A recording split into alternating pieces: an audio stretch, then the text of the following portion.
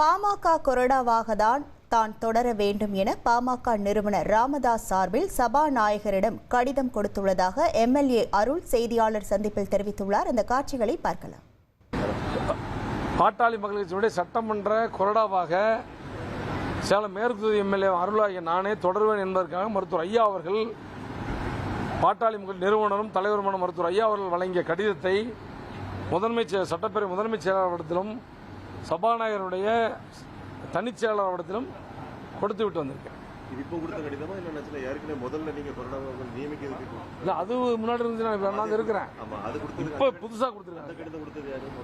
அது அது என்னோட ஐயா தான். ஆமா ஐயாவா தலைவர் தலைவர் ஜி கே மணி சரியா தெரியல.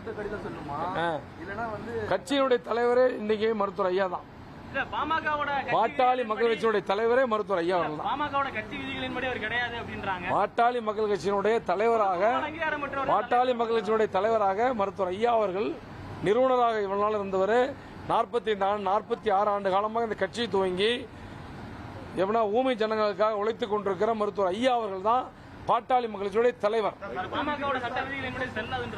என்னுடைய அண்ணன் அன்புமணி அவர்கள் பாட்டாளி மக்கள் கட்சி செயல் தலைவராக மருத்துவர் ஐயா அறிவித்தார். என்ன நீக்கல என்னை நீக்குவதற்கான அதிகாரம் மருத்துவர் ஐயா அவர்கள் தான்.